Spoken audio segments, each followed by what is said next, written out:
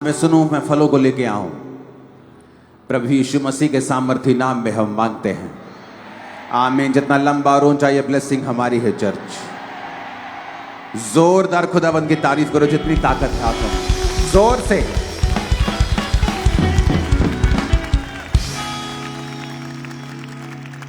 अब थर्सडे भी संडे वाला फील आना शुरू हो चुका है।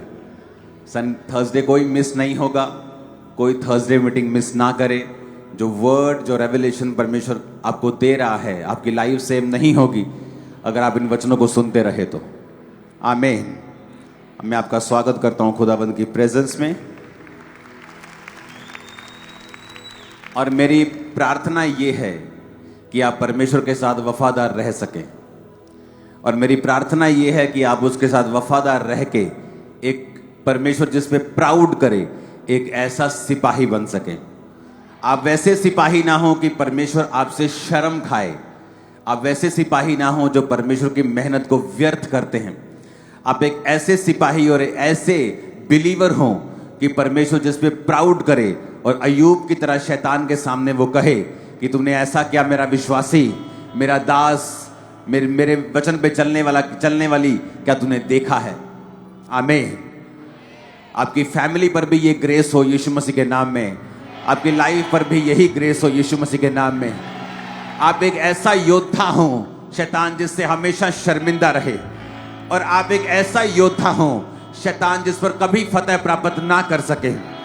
आप एक ऐसा योद्धा हो शैतान आपको देखकर हमेशा शर्मिंदा रहे। आप एक ऐसा योद्धा हो कि परमेश्वर जब आपको देखे वो आपको हर वक्त बढ़ाने के बारे में सोचे, ना कि घटाने के बारे में। आमीन। ऊंचाई आशीष हमारी है चर्च।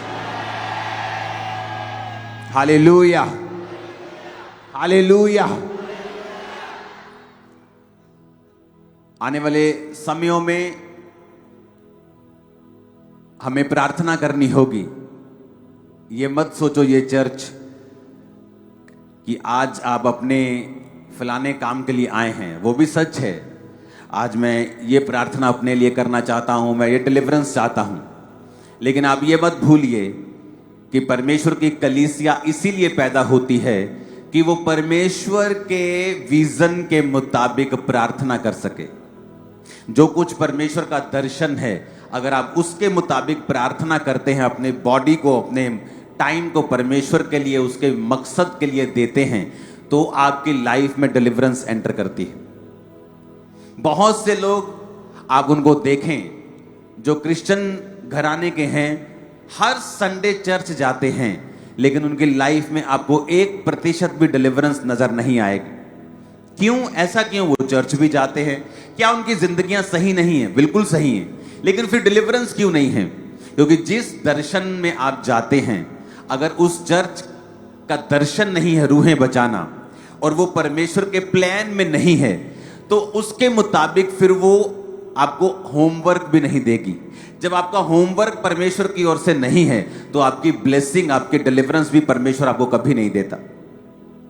जब पौलुस ये वचन लिख रहा था कि अब मेरा परमेश्वर तुम्हारी हर घटी को महिमा सहित मसीह यीशु में पूरा करेगा, यानी तुम्हारी हर घटी को वो इज्जत के साथ कंप्लीट करेगा। तुम्हारी बेइज्जती नहीं होगी, जिस तरह तुम्हारे रिश्तेदार तुम्हारी बेइज्जती करते हैं जब तुम उनसे 50,000 मांगने के लिए जाते हो। दे भी देंगे 100 में से 10, लेकिन बेइज्जती भी करेंगे। परमेश्वर ने कहा मैं तुम्हारी जिंदगी की घटी इज्जत के साथ पूरी करूंगा, तुम्हारी घटियां भी पूरी करूंगा, तुम्हारी इज्जत को भी बढ़ाऊंगा। और ये ग्रेस आज आपके परिवार और आपके सिरों के ऊपर आ रही है, और ये ग्रेस आज यीशु के नाम से ठहर रही है आपकी लाइफ के ऊपर। हालेलुया। तो जब आप परमेश्वर के मुताबिक प्रार्थना करना शुरू करते हैं, जैसे आपको बताया जाता है, कुछ हफ्ते आपको चर्च के लिए स्पेशल फास्टिंग प्रेयर करनी है। सब काम हो जो अनाउंस नहीं किए जा सकते, आपको प्रार्थनाएं करनी है, परमेश्वर बाकी कामों को करे। ये क्या है? परमेश्वर का प्लान। जब आप उस प्लान के मुताबिक फास्टिंग करते हैं, प्रार्थना करते हैं, कई लोगों को लगता नहीं कोई बात नहीं, चर्च पापा अपने आप प्रेयर कर लेंगे, पापा की बड़ी टीम है वो अपने आप प्रेयर कर लेगी। तो वो आशीष भी पापा ही पाएंगे और आशीष भी टीम ही पाएगी। इसलिए कुछ लोग आशीष पाते ही जाते हैं और बढ़ते ही जाते हैं, और कुछ लोग वहीं के वहीं खड़े रहते हैं। क्यों? उन्हें यह समझ नहीं आती कि चर्च में हमारा एंटर करने का मकसद सिर्फ आशीष लेना नहीं है, बल्कि अपनी जिंदगी को उस तरीके से चलाना है कि परमेश्वर का मकसद उनकी जिंदगियों से पूरा हो सके। मेरा एक स्पिरिचुअल ब्रदर है, बहुत कम लोग हैं जिनसे मैं रियल मिलता हूं, कंफर्ट फील करता हूं। वो भी मुझसे बहुत प्यार करता है। वो मेरा भाई, वो मेरे भाई साहब जो रहते हैं बाहर फॉरेन में, अमेरिका में, तो उनके जो स्पिरिचुअल फादर हैं वो ट्रंप, जो प्रेसिडेंट ट्रंप है, उनकी एडवाइजरी टीम में हैं। वो उसका एक हिस्सा है, बड़ा हिस्सा। तो जब भी आप ट्रंप की फोटोज देखते हैं इंटरनेट पे, पास्टर्स उन पे प्रार्थना कर रहे हैं, उनमें से एक पास्टर वही होते हैं। वो प्रेरित हैं और मेरे स्पिरिचुअल जो भाई हैं उनके वो बड़े भाई के स्पिरिचुअल फादर हैं।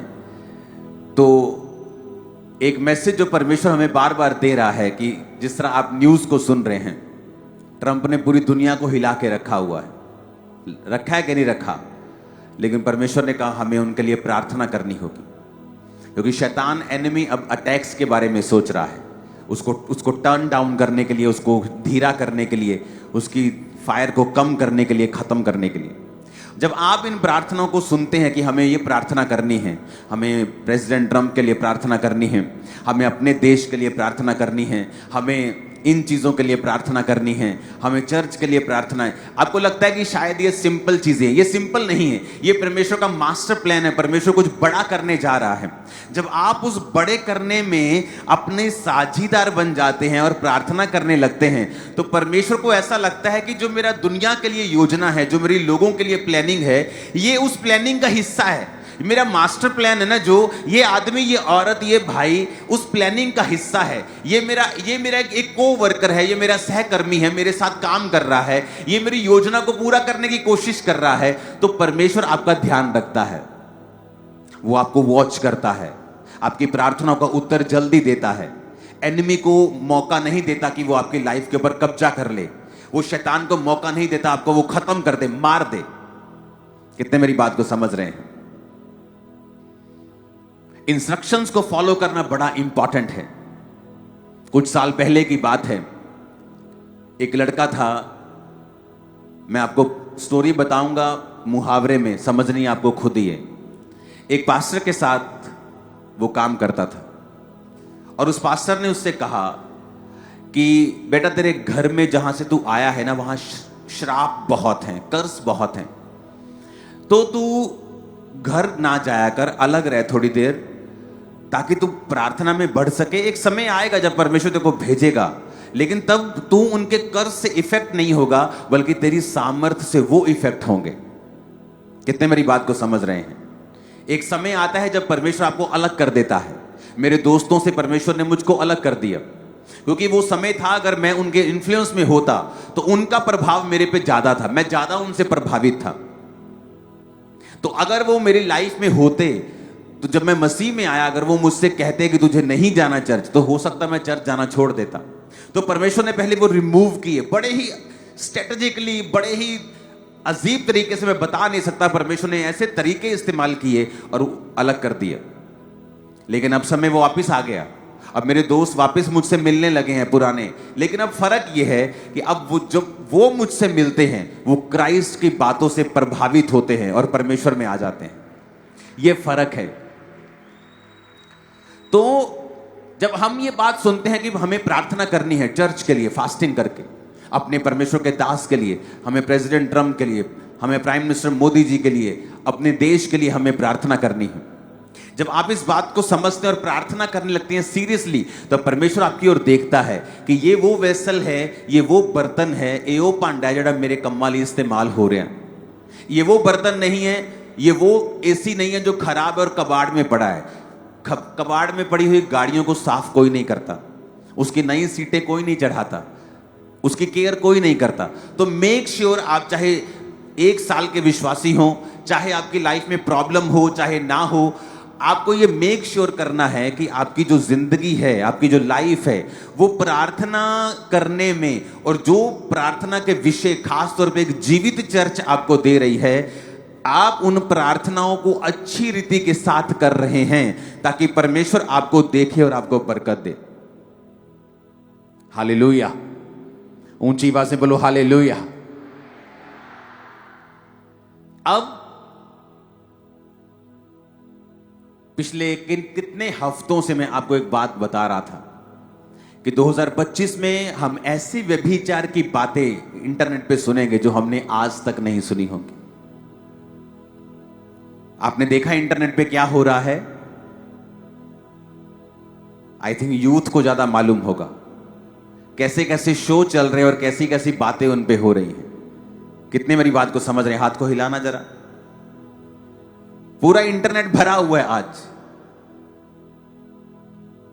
उस वीडियो को देखेंगे जब मैंने आई थिंक काफी बार मैंने ये कहा, लेकिन कुछ ही हम पलों को देखेंगे मैं जो कहा था।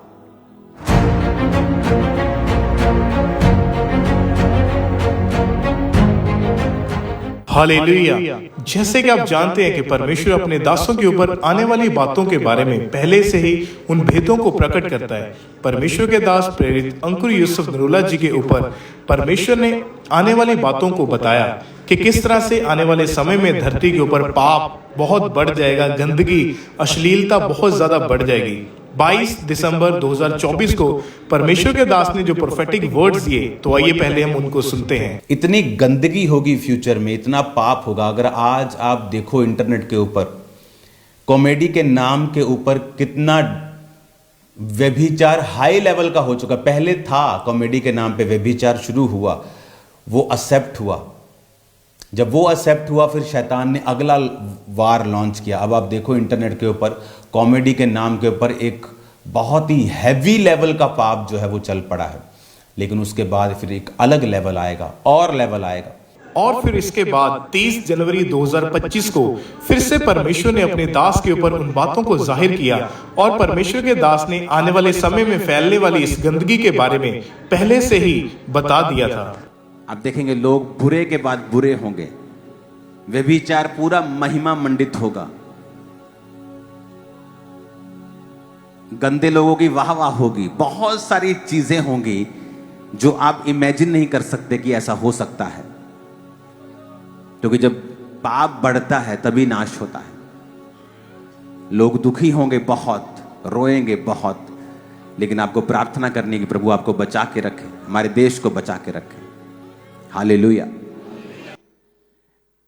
कॉन्टिन्यूज में आपको बता रहा था कि ऐसा होगा कि अब शोज के ऊपर कैसी बातें चल रही है कि तुम अपने माता पिता को गलत करने देखना चाहते हो या उनके साथ गलत करना चाहते हो। सुनिए कि नहीं आपने? जिन्होंने बातें की हैं,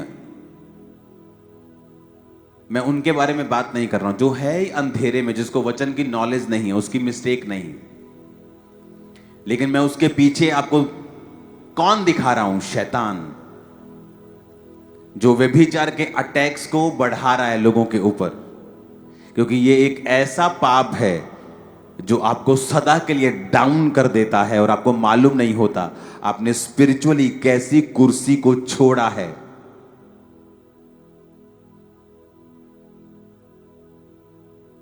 अब क्या करना चाहिए? हमें प्रार्थना करनी है, ऐसे लोगों को माफ कर देना है। इन लोगों की मिस्टेक नहीं, क्योंकि उनको मालूम नहीं, वो अंधेरे में। और मैंने आपको बताया था कि अब ऐसी बातें सुनोगे जो आपने टीवी के ऊपर कभी नहीं सुनी होगी। वो लेवल इतना गंदा होगा। और अभी फरवरी नहीं चढ़ा, हमने वो सुन लिया। कितनी इन बातों को समझ रहे हैं?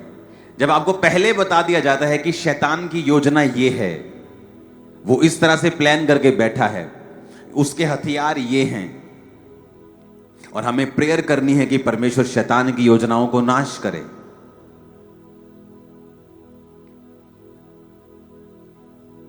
जब आप न्यायों की पुस्तक उसका 13 अध्याय पढ़ते हैं, उसकी 2 आयत में लिखा, दानियों के कुल का सोरावासी मानोह नामक एक पुरुष था, जिसकी पत्नी के बांझ होने के कारण कोई पुत्र ना था। इस स्त्री को यहोवा के दूत ने दर्शन देकर कहा, सुन, बांझ होने के कारण तेरे बच्चा नहीं, परंतु अब तू गर्भवती होगी और तेरे बेटा होगा। इसलिए तू सावधान रहे, ना तू दाख मधु और ना किसी भांति की तू मदिरा पी और ना कोई अशुद्ध वस्तु खा, क्योंकि तू गर्भवती होगी और तेरे एक बेटा उत्पन्न होगा और उसके सिर पर छुरा ना फिरे, क्योंकि वो जन्म से ही परमेश्वर का नाज़ीर होगा। इस्राएलियों को पलिश्तियों के हाथ से वही छुड़ाएगा। उस स्त्री ने अपने पति के पास जाकर कहा, परमेश्वर का एक जन मेरे पास आया था, जिसका रूप परमेश्वर के दूत का सा अति भय योग्य था, और मैंने उससे ना पूछा कि तू कहाँ का है, ना उसने मुझे अपना नाम बताया। अगर आप पूरी बाइबल में देखेंगे तो आपकी उंगलियां भी ज्यादा होंगी और इंसिडेंट और ऐसी घटनाएं कम मिलेंगी जहां पर किसी स्वर्गदूत ने किसी व्यक्ति के आने से पहले उसके बारे में बताया हो। किसी स्वर्गदूत ने उस व्यक्ति के जन्म लेने से पहले बताया हो। मैंने कहा उंगलियां आपकी ज्यादा हैं, ऐसी घटनाएं आपको बाइबल में कम मिलेंगी। आपको इस घटना के ये मिलेगी, आपको जीसस क्राइस्ट, आपको यूहन्ना बपतिस्मा देने वाला, आपको ऐसे बहुत कम लोग मिलेंगे जिनके जन्म से पहले दूतों ने डिक्लेयर किया था और बताया था कि ये लोग जन्म लेंगे और ये परमेश्वर के खास मकसद के लिए ठहराए गए हैं। और अब जब ये दूत इसको मिलता है और उसको बताता है, अब आपने ये भी बात नोटिस की होगी कि जब ऐसे व्यक्ति जन्म लेते हैं, अब हमेशा आप देखोगे दोनों ही इंसिडेंट्स में कि इन दोनों की जो उम्र थी वो ज्यादा थी।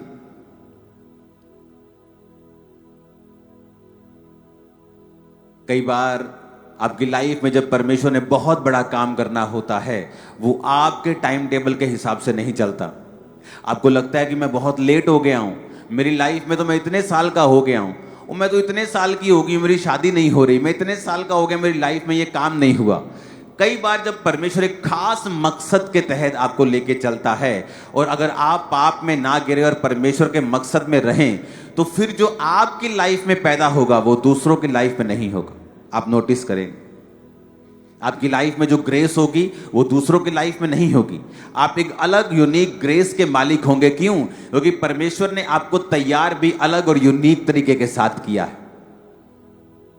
इसलिए जब परमेश्वर कई बार आपकी लाइफ में देरी करे तो कभी भी नाराज ना हो, क्योंकि परमेश्वर का आपको मालूम है कि यूहन्ना बपतिस्मा दाता जब पैदा होने वाला था तो परमेश्वर ने कहा तू इसीलिए बांझ रही और इसीलिए तू बुढ़ापे तक गर्भवती नहीं हो पाई, क्योंकि मैं तेरे को एक स्पेशल गिफ्ट देना चाहता था, एक ऐसा बेटा देना चाहता था जो जीसस क्राइस्ट का भी गुरु होगा।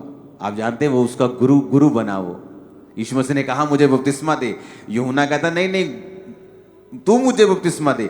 जीसस ने कहा धार्मिकता का पूरा होना उचित है, तू मुझे बपतिस्मा दे, मैं भी किसी के अधीन रहूंगा इस पृथ्वी के ऊपर और बपतिस्मा लूंगा। तो एज ए मेंटर बपतिस्मा लिया और दिखाया परमेश्वर ने धरती के ऊपर कि सब कुछ मैंने इंसान की तरह किया है। इसलिए जीसस ने कहा था यूहन्ना बपतिस्मा देने वाले से बड़ा इस पृथ्वी पर और कोई नहीं है। एक गुरु की भूमिका उसने कुछ देर के लिए निभाई। माता पिता थे परमेश्वर के, वो आम घर में जन्मा, अमीर नहीं थे उसके माता पिता। अमीर घर में वो जन्म सकता था, फिर लोग बोलते इसको गरीबी का क्या मालूम, ये तो चांदी का चम्मच लेके पैदा हुआ है।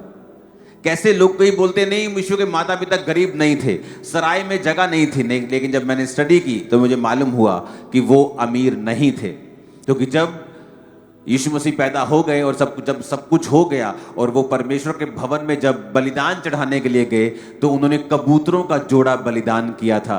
कबूतरों का जोड़ा वही बलिदान करता था जो फाइनेंशियली मजबूत नहीं होता था। जो फाइनेंशियली मजबूत होता था वो बैल बकरे भेड़ें बलिदान करता था। जो फाइनेंशियली थोड़ा कमजोर होता था वो कबूतर बलिदान करता था, क्योंकि वो सस्ते होते थे। तो जीसस क्राइस्ट के माता पिता ने कबूतरों का बलिदान किया था परमेश्वर जैसा व्यवस्था में लिखा था, जैसा पुराने नियम में लिखा था। तो यीशु मसीह ने वो सब कुछ किया। एक इंसान होने के नाते कि आज जितने भी जन परीक्षाओं में हैं, दुखों में हैं, वो उनकी हेल्प कर सके। अब यहां पर हमें यह मालूम होता है कि परमेश्वर के दूतों ने एक बर्थ अनाउंसमेंट की कि एक परमेश्वर का जन आने वाला है, तो अंगूर भी मत खाना। जो लोग बोलते हैं बाइबल में शराब पी सकते हैं जी, ये तो अंगूर खाने के लिए भी मना कर रहा है। बाइबल तो इतनी सख्त है। वो तो लोग ढीठ हैं, लोग पाप करना चाहते हैं, बहाना बना लिया। बाइबल में कहां लिखा है सिगरेट ना पियो?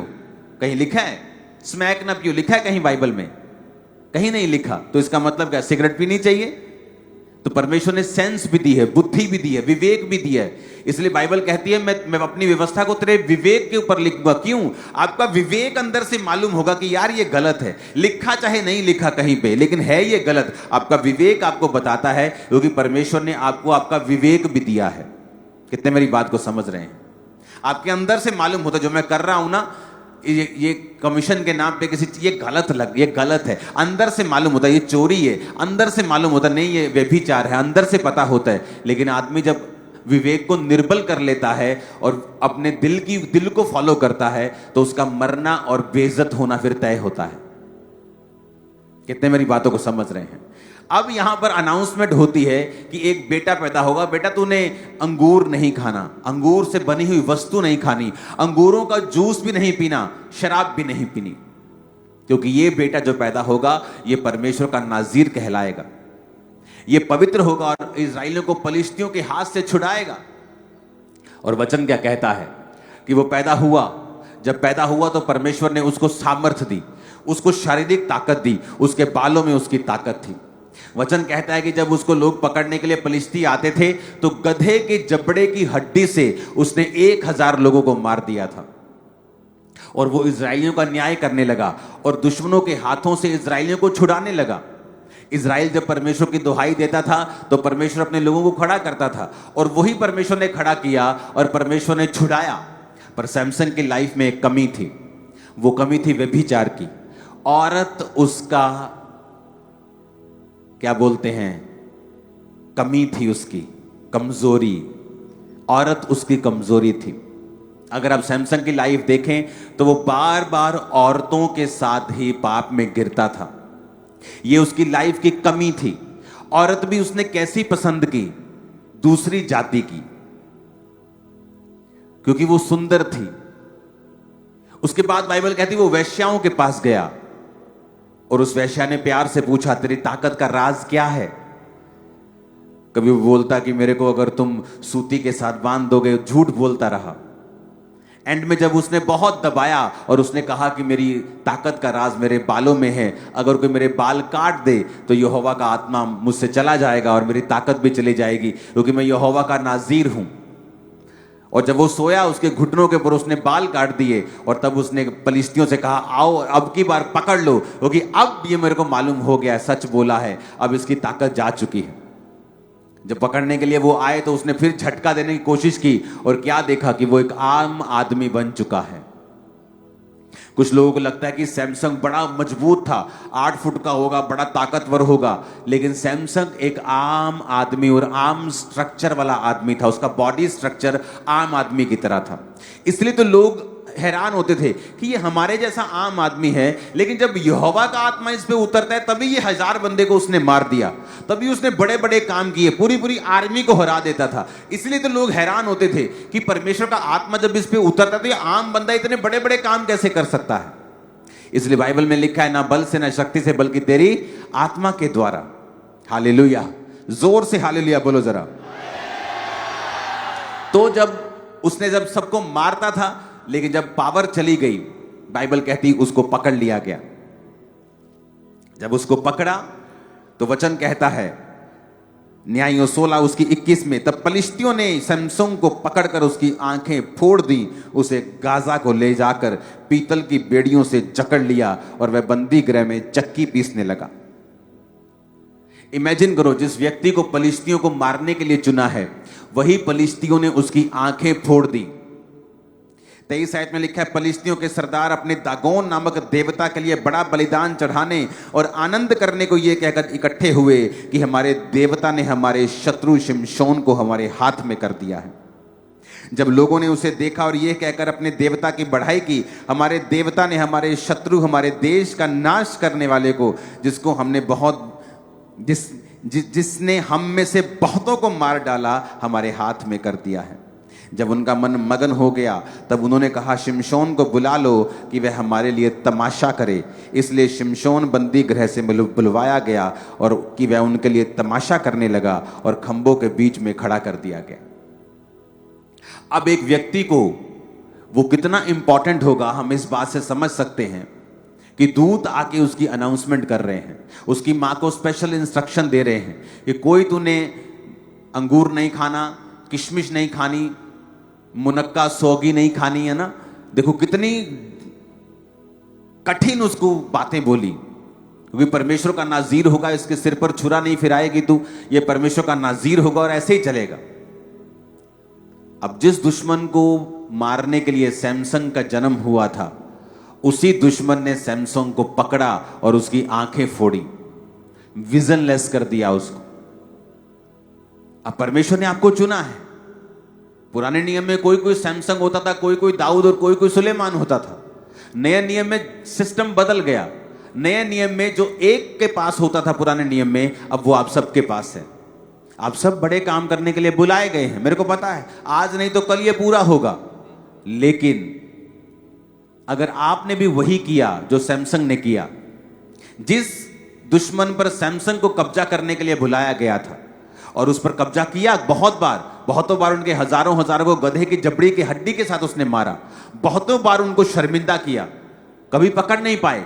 परमेश्वर की ताकत उसके साथ थी। लेकिन जब उसने पाप किया, अपना भेद एक औरत को दिया, व्यभिचार में गया, वही दुश्मन जिस पर कब्जा सैमसन का होना चाहिए था, उसने सैमसन के ऊपर कब्जा किया और आंखें फोड़ दी।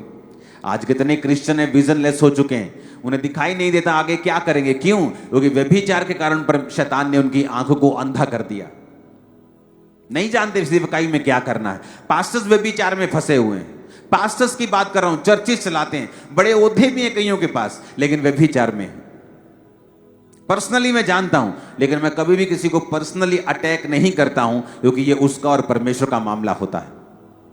मैं केवल उन्हीं विषयों पर बोलता हूं जो विषय चर्च के साथ संबंधित है, जिससे चर्च की लाइफ में कोई अपवित्रता ही ना आए। लेकिन पास्टर्स की पर्सनल लाइफ में क्या चल रहा है, यह उनका और परमेश्वर का मामला है और प्रभु उनका न्याय करेगा। तो जिस दुश्मन को सैमसन को कब्जा करने के लिए पैदा किया था, वही दुश्मन अब सैमसन के ऊपर कब्जा करके उसका तमाशा कर रहा है। और क्या कह रहा है कि हमारे देवता ने इसको हमारे हाथ में कर दिया है। ये वही है जिसने हमारे देश में से बहुतों को मार दिया था, लेकिन अब हमारे देवता ने, वो अपने देवता की उपासना कर रहे हैं। शैतान का किंगडम हमेशा ग्लोरीफाई होगा जब आप परमेश्वर के नाम को महिमा देने में फेल हो जाएंगे।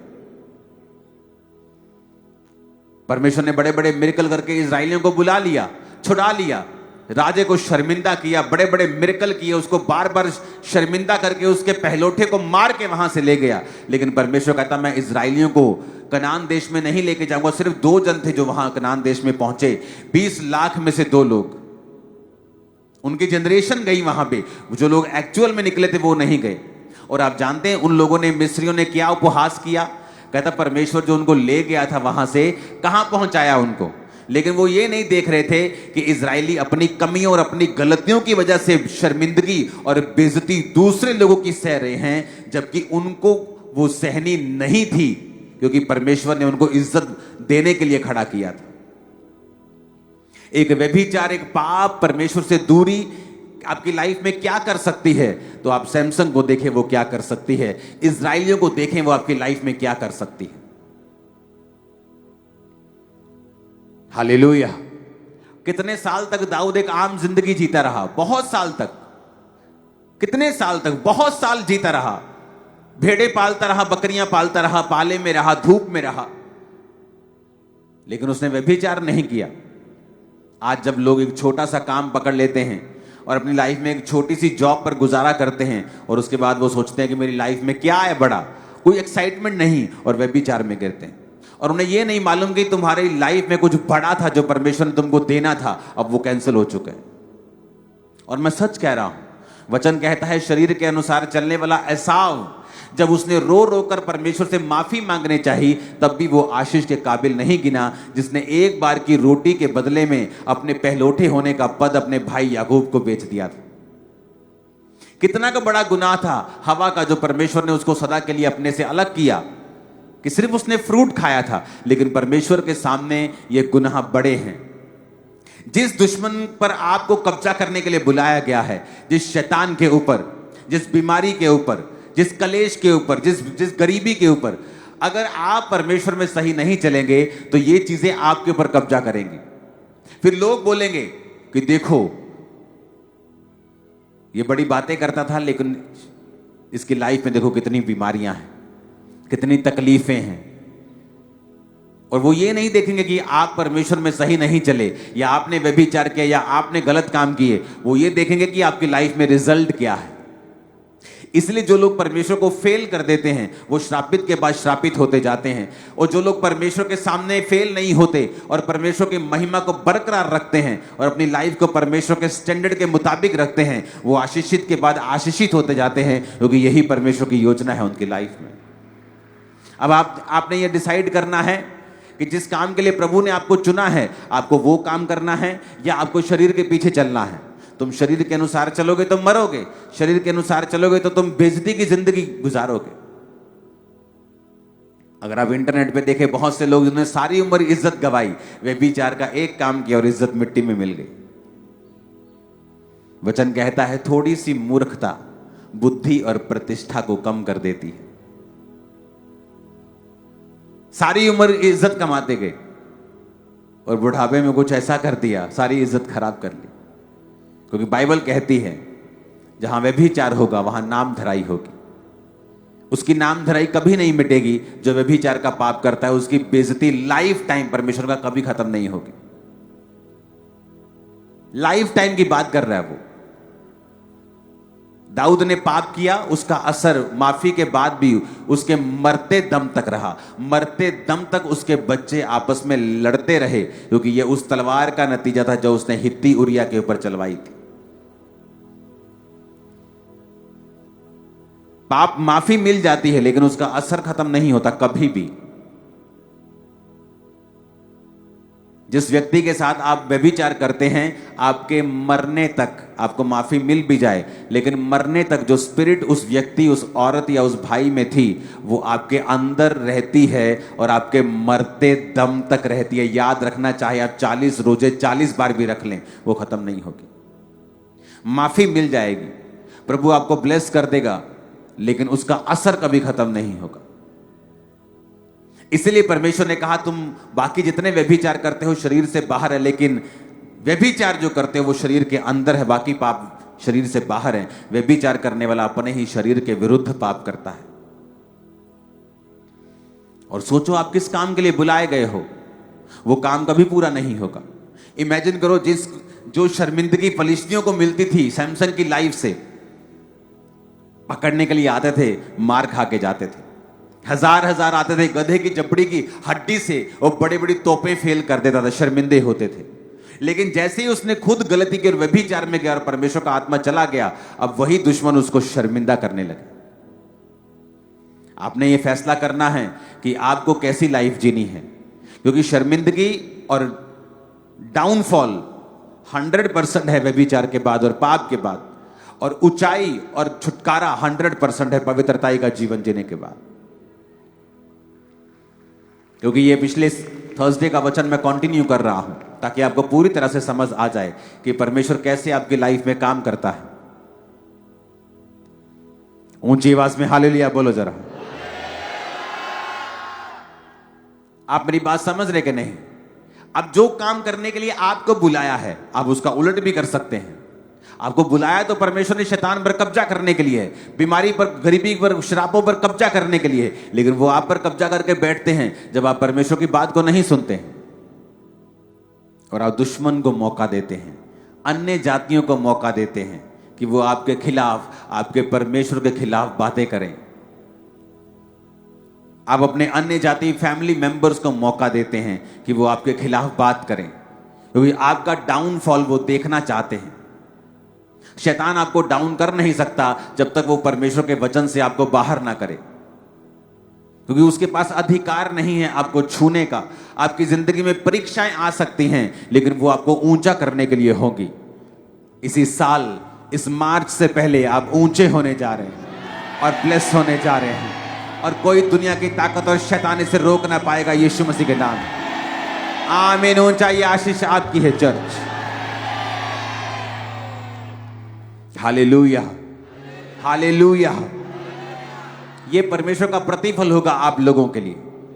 वो हेल्पर्स देगा, डिवाइन हेल्पर्स देगा, डिवाइन इन्फ्लुएंस देगा, वो ताकत देगा, बरकत देगा, सामर्थ देगा, रास्ते ओपन करेगा, फाइनेंशियली ब्लेस करेगा, सब तरफ से फेवर आपको देगा, शैतान की योजनाओं से आपको बचा कर रखेगा, आपकी आंखें वो खोल के रखेगा, शैतान को आपकी लाइफ में वो शर्मिंदा करके रखेगा। एक्सीडेंट सामने से आएगा तो आप पहले ही हट चुके होंगे वहां से। आमीन। मेरे को खड़कने वाला चाहिए। हालेलुया। कितना बेनिफिट है उसके वचन के अनुसार चलने से, और कितना नुकसान है उसके वचन से हटने से। जिस दिन आपकी पूरी आंखें खुल जाएंगी, उस दिन आप समझ जाएंगे क्या स्ट्रगल नहीं होता। होगा, आपका शरीर स्ट्रगल करेगा, आपका शरीर आप स्ट्रगल करेंगे शरीर में। ज्यादा स्ट्रगल, ज्यादा प्रार्थना करो, ज्यादा फास्टिंग करो, जब तक तुम उस पाप के ऊपर फतह प्राप्त नहीं कर लेते। और फास्टिंग करो और प्रेयर करो, और फास्टिंग करो और प्रेयर करो, जब तक तुम उस शरीर को जीत नहीं जाते। तुम शरीर जीत जाओगे, दुनिया जीत जाओगे, जग जीत जाओगे। मैं बता रहा हूं, आप ऐसे काम करोगे, पॉसिबल नहीं होगा एक ह्यूमन के लिए। आपको कॉपी करना लोगों के लिए मुश्किल होता जाएगा, क्योंकि वो काम इतने बड़े होंगे आपकी लाइफ में। हालेलुया। तैयार हैं वचन के अनुसार चलने के लिए? और ये आप समझ गए हैं कि आपको परमेश्वर ने सैमसंग की तरह बुलाया बड़ा काम करने के लिए, डिवाइन पावर आपको दी है। लेकिन शैतान को भी पता है,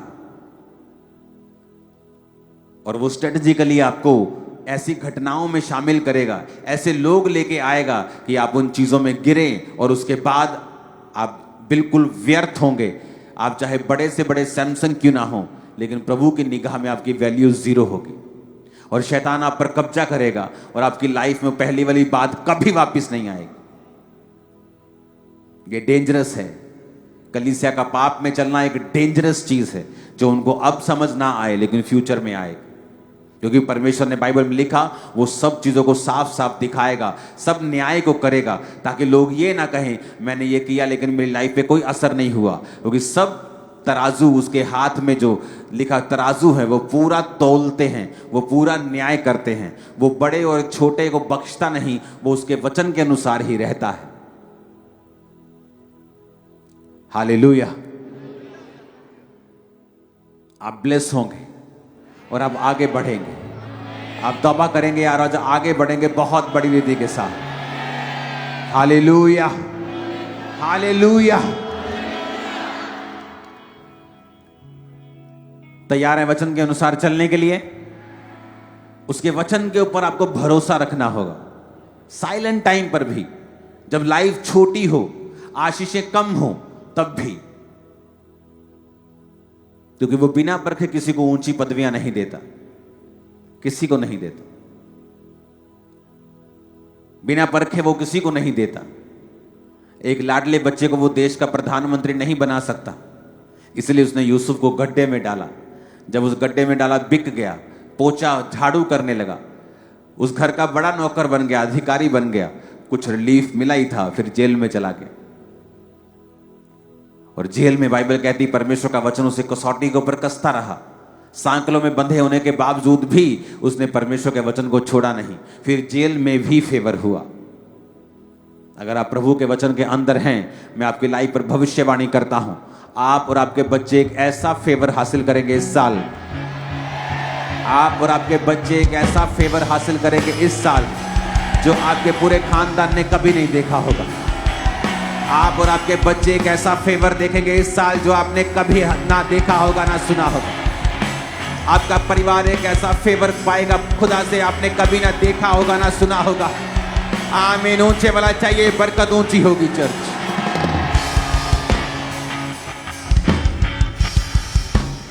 हालेलुया, हालेलुया।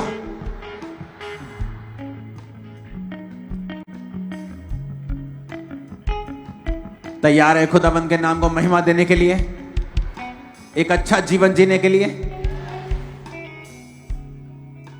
अपने हाथों को उठाओ, सब जन खड़े हो जाओ।